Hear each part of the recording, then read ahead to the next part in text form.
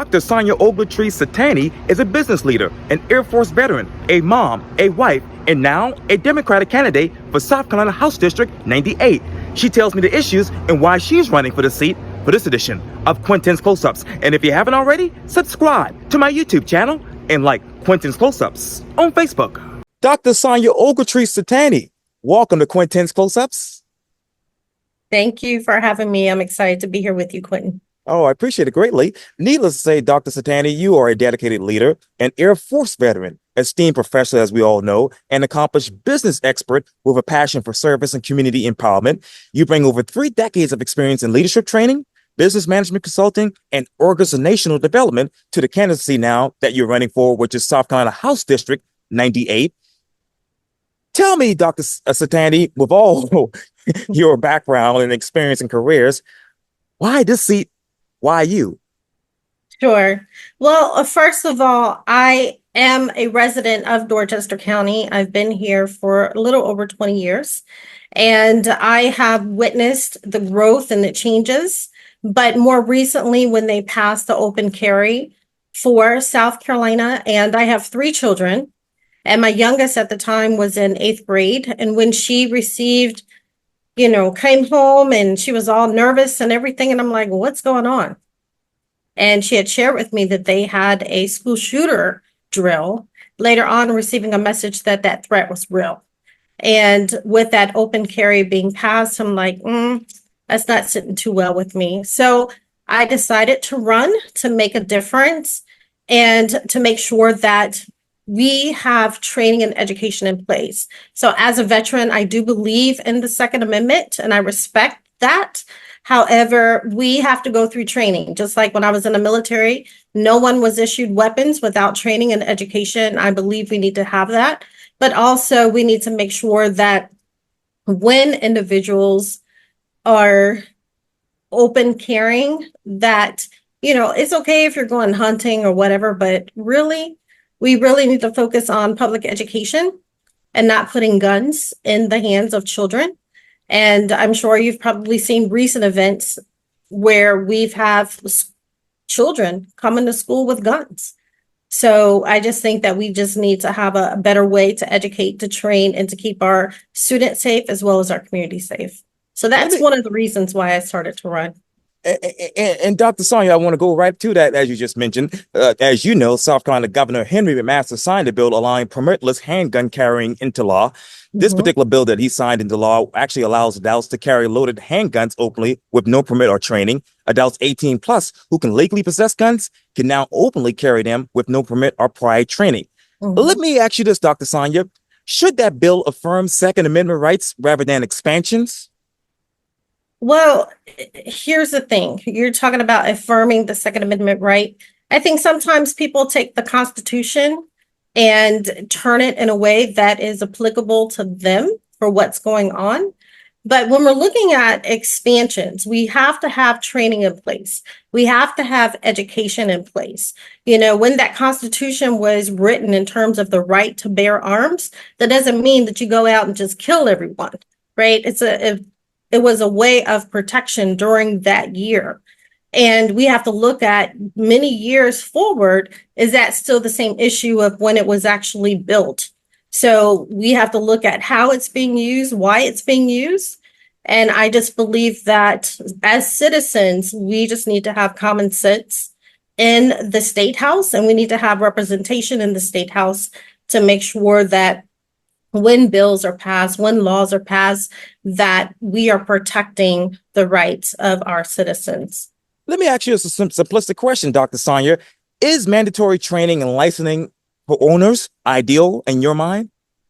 Yes, because when we look at, for example, we have certain criminals. I believe that criminals and everyone else should have a universal background check, just to make sure that these weapons aren't going into the wrong hands.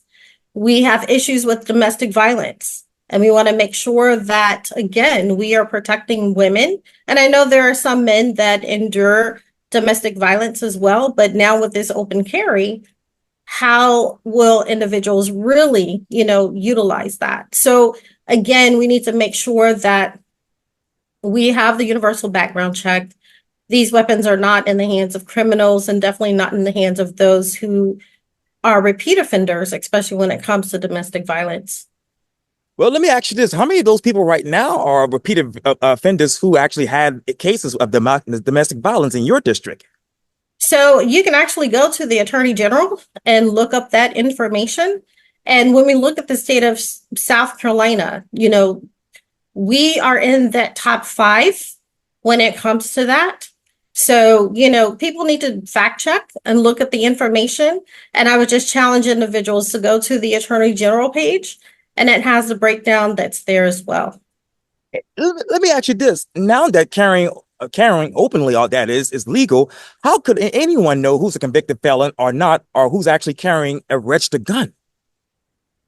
Well, that's the thing, when we put certain processes in place, when they go and purchase, do they have to report anything? So you just said earlier that there's no reporting, correct? And tell me about that. Obviously, you talked about that universal background check. Mhm. What should be the process for that? In terms of universal background check, same Yes, way, yes, ma'am. right? Okay. So you have identification, you have a social security number. I'm sure there's certain systems that we have in place where they can run our image just like they run our credit checks. SLED runs background checks. The process really is already in place. It's just a matter of utilizing it. And I'm probably going a little deeper into this subject, Dr. Sonja, but if you were in Colombia right now and you were to, pass some sort of different law in regards to what the governor already did, how would you actually require residents to safely and secure guns? Right. So, when you look at certain cases, there are lock boxes. They need to make sure that they are properly locked, make sure that the safety is on. So there are things that individuals can do to make sure that those weapons are kept safe in the home. There's also education when it comes to talking to your child about, not touching the weapons or making sure there's an adult present when doing that. But even in looking at some of those cases, kids get their hands on it, they start playing around thinking it's a toy gun and ended up hurting themselves and or others. So again, it goes back to education. And when we're looking at education, we have to make sure that we're supporting not only in our public schools, but making sure teachers have what they need. We have to make sure that, as an educator, it's more than just weapons, if you will. That is an issue. We have to make sure that we are bringing South Carolina up to where it needs to be. And it's been in the bottom for a long time. Well, let me ask you this, because I thought about all of this when you were just talking a second ago, Dr. Sonja. But what county in South Carolina actually currently has the highest gun death rate? Well, if we look at the counties here, and again, you can do your research and you can look at all the counties, whether it's Dorchester County, it's Charleston County, just pick a county. How is that impacting and what is that doing? So again, if you were to go to the South Carolina state page, you can look at the Attorney General's page, you can look at the law enforcement's page. They have those breakdowns that are there. What structural inequities have caused an uptick in gun violence in South Carolina? What structural inequities? Yes, ma'am. Well, when we're looking at structure, we're talking about infrastructure, we're talking about the culture, we're talking about, there's so much that we can look at when it comes to that. So, everybody has their own reasoning. What are the values or what are the personal perceptual filters that people are using to make these decisions? So again, we have to look at what is in the best interest of everyone and not just for a few.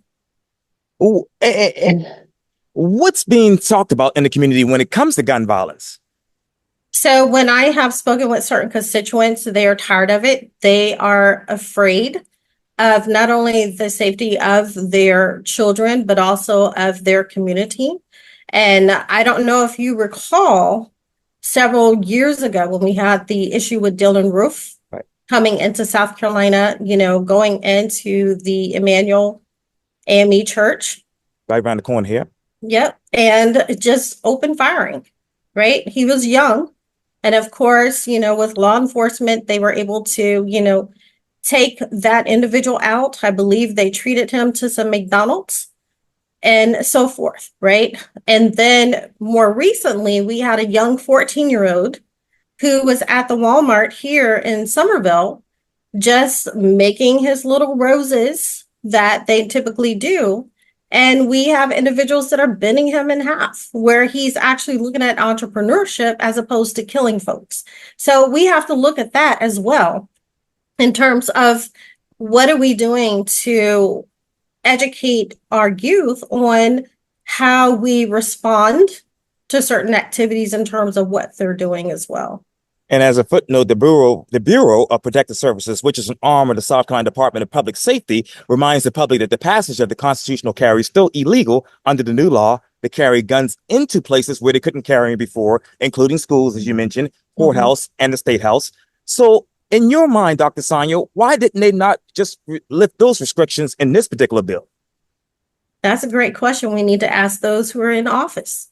And that's why you need to put me in office to make sure that we're making those changes. So what was it that they looked at? What was it that made their decision? Were they looking at lobbyists? Were they looking at, the NRA? And what was it that, excuse me, made them consider that? And I attempted to get your opponent, current state representative Chris Murphy, on Quintin's close-ups. He promised he would do an interview, but they never got back to me. So hopefully I can get back with him soon to get an answer on that.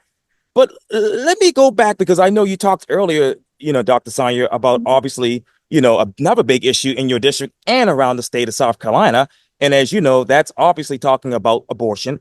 People in the state I talked to ask us, if a woman is forced to have a baby by the South Carolina legislature and dies in childbirth, should the state of South Carolina, in your mind, compensate her family for the value of her life? So that's a very great question in terms of if the state should compensate an individual if they, die during childbirth. But first, we have to look at the issue of reproductive rights and being able to give women those rights to make those decisions, having a conversation with their physician. And if they're able to do so without really government getting involved, and that's going to make a difference. But I think with this ban that they have put on, it allows women not to get the proper treatment that they need. So, for example, I had a student that was miscarrying in class. She was 12 weeks pregnant. She had to go out of the state to get assistance, because if she had stayed in state, she would have gotten the proper care that she needed. But in the process of her leaving, she almost died in the process, because they had to do an actual DNC to rid of the stillbirth that was there for that fetus. And because of that and the penalties that they have, they want to do a death penalty for someone who's miscarrying, and you have no control over your body as a female. But yet there are criminals that are out there that have done worse that don't even get the death penalty of someone that's trying to carry a child. So I really think we really need to relook at that. And, when it comes to the funding for that, I think it's a case by case basis. What was the true reason for that individual? Because there are other medical issues that are concerning. We have incest issues, but then we also have to look at our teen pregnancies that are coming in and what were the reasons behind those pregnancies, and being able to allow these children, again, we just need to make sure that we are protecting our kids. And speaking of which, how many rapes and incests are actually happening currently in South Carolina?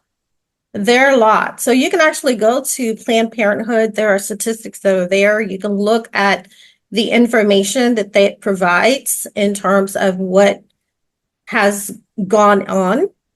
But there are other organizations that are able to help and treat individuals. But I know that the numbers are extremely high, too high. And when we're looking at the mortality, the deaths of those that are untreated, that don't have enough health insurance coverage, it's a problem. Is it high in your district? So if, again, you can go to the organization, you can look at the statistics that are there. And let me ask you, should South Carolina lawmakers, Dr. Sonja, consider punishing abusers with involuntary vaccinities instead of punishing victims with involuntary pregnancies? Repeat the question. Yeah, should South Carolina lawmakers consider punishing abusers with Mhm. involuntary vaccinities instead of punishing victims with involuntary pregnancies? So you're asking if men are involved in this, should they be punished by having a vasectomy? Yes, yes, ma'am. So again, it's just like reproductive rights, right? So if a male chooses to have a vasectomy, if they're able to communicate with their families and make those decisions, that's something they should be able to do with their physicians. I believe that physicians should not be forced to not do their jobs because of that. They've taken an oath. Now, when it comes to, for females, again, they should have the right to have their conversations with their physicians. Now, is it our right to decide whether or not they should be punished or not? We have to look at what was the case. And is that our job to do that? So we have to look at ethically, morally, what is right and what is in the best interest of the South Carolinians. What is ethically and morally right when it comes to this issue of abortion in your district? Mhm. So, what is ethically right and morally right is, again, allowing individuals to have reproductive rights, being able to communicate with their physicians regarding their bodies, having the ability to make their own decisions in terms of what they want to do with their life and with their body. And I wish I had more time to talk, but I know you got to run to class. But you talked earlier, obviously, about growth. So let me ask you this. How do you make District 98 competitive today so that the rest of South Carolina can be competitive tomorrow? It starts with education. Everything comes full circle. So we need to make sure that we have the proper tools, the proper resources that are needed, not only for our educators, but also for our families. What happens is when they have the education and knowledge to be successful, graduate, they can decide if they want to go into the military, they can go to college, they'll be prepared for the workforce. But the thing is that when we have a workforce here, are they hiring individuals locally?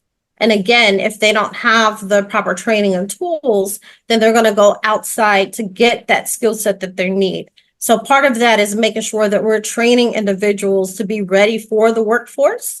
And even if they decide they want to have their own business or start their own business, they still need to make sure that they have the knowledge and skills to do that. Having the knowledge and skills to be able to get into any of those, whether it's a trade, military, start their own, or work for someone else, what that does is bring income into that family. It allows them to have a career and not just a job. By having that career and the finances that they need, they can make those healthcare decisions. They can have affordable housing. They can be able to do the things that they need for their own life and how they want to live their life. But then again, we have to look at how it's going to come full circle. But everything starts with education in order to make those proper decisions in terms of their healthcare, their well-being that they need. Well, So, yes, ma'am. Quickly, let me ask you this because you broke it down very perfectly right there. But mhm. how many people in your particular district are actually going to college versus trade school versus military? That's a very great question in terms of what is that percentage, what is that breakdown? And we would actually look at that. Mm. So you can actually go to the Census Bureau and that would have the breakdown, by household and income, who has actually gone into the military and so forth, provided that those individuals has reported that information. You talked about affordable housing, but what about workforce housing? Mhm. Where's the land for that in House District 98? So when you're talking about workforce housing, you're talking about like childcare opportunities and for those that are working or Uh, like, our firefighters, police officers, teachers. mhm.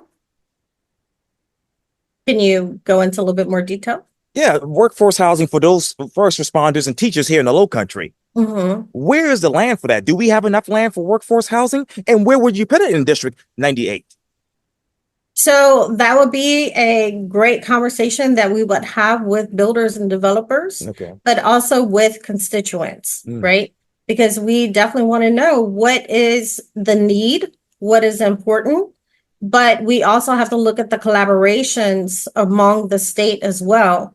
Because, we have rural areas that still yes. need development. There is still land that is available, but we also have to look at the wages that are associated with that as well. So there's a lot of planning that goes into it. There's a lot of Sure. collaborations that go into it. And, we have to make sure that we're making those right decisions, that we're being able to be strategic and looking at not just what's here for today, but how do we sustain? How do we create that legacy for them? Yeah, and two last questions for you, Dr. Sonja. Okay, you talked about those developers. Well, first and foremost, when it comes to workforce housing, what Mhm. public-private partnerships would you want to have in order to make that obviously available? Right. So when we're talking about public and private, we have to look at how is that going to impact the income tax for our homeowners. What is it that they're willing to pay or not pay? And of course, many individuals, they want to keep income tax low. They want to make sure that their property taxes are low. And, some states, they don't have state tax, like Florida Tennessee. and Texas, of course. But also when it comes to military members, those that are firefighters, there are some benefits, that are given to them because of their service that they've given back. So we can definitely look at what has worked, what hasn't worked. But again, we just have to make sure that we're putting forth the time and the energy and making sure that we're making the right decisions. Because a lot of times when we put things into play and we realize, oh my God, that's not going to work. And then now we're trying to correct the wrong and we're spending more money trying to correct the wrong. Where if we actually did the proper research, we'll be able to monetize and be able to utilize that money doing it the right time and the right place at the just doing it right. Well, let me ask you this then. What exactly do you want those developers to bring as far as workforce housing to District 98? Well, in terms of workforce housing, we have to look at number one, it has to be affordable. So, for example, I look at my oldest child. When she had her apartment, she was paying for a one bedroom the same amount as someone would have paid for a 5 or 6 bedroom. And when we look at the income that most college students are making, most of them aren't making much money. So, how can they afford food, rent, paying off school loans and Sure. books and so forth? It makes it hard. So, whether we're putting together apartments or dormitories, something that is affordable for these individuals, but we have to look at, are there universities here? And what is in the proximity? So again, we have to look at the space, what makes sense, and then we also have to look at what is the maintenance and upkeep of that. Mm. Well, that's enough. Let me ask you this, because this is interesting. Well, what exactly does your district need right now? Do you need apartments? Do you need condos? Do you need mixed use? Do you need townhomes? So what District 98 needs right now is making sure that we have the infrastructure in place. They need to make sure that when it comes to flooding in the housing area, that that is taken care of. What they also are looking for is, again, being able to have those reproductive rights and those decisions. What they're looking for is making sure that they have the economic growth and opportunities that are there, as well as affordable house. So those are some of the things that the individuals in my constituency that I've talked to are looking for, in addition to making sure that when it comes to income tax, that those things are kept low. I should have asked you this earlier, Dr. Sonja, but with all of that growth in Dorchester County, I live right near the Dorchester County line Mhm. on the Charleston County side. Yeah. But how many jobs do you need to keep up with the growth in the next 5 to 10 years there? Well, you have to be able to compare job opportunities. What is the max? What is the housing that's in that area? What is the education level Sure. of that area? And what is the interest in terms of that career that those individuals want to go into? So, not everybody can be a banker, right? Not everybody can work in retail. So we have to look at what is the jobs that we need. I know we have Boeing right down the street. We've got Sure. the military right down the road. Sure. So again, we have to look at what is the industry in terms of the area and the focus, what type of training and needs are there? And then most times, are we trying to retain individuals once they graduate or bring them back to come into the area to either teach or educate so these are things that we really have to look at and consider because most times once people graduate, they want to leave the area. Yeah, I know I wanted to do that years ago and and decided to stay here in my hometown here in Charleston. But Mhm. Dr. Sonja Ogletree-Satani, thank you so much for your time. And again, welcome to Quintin's Close-Ups. Thank you. I appreciate it.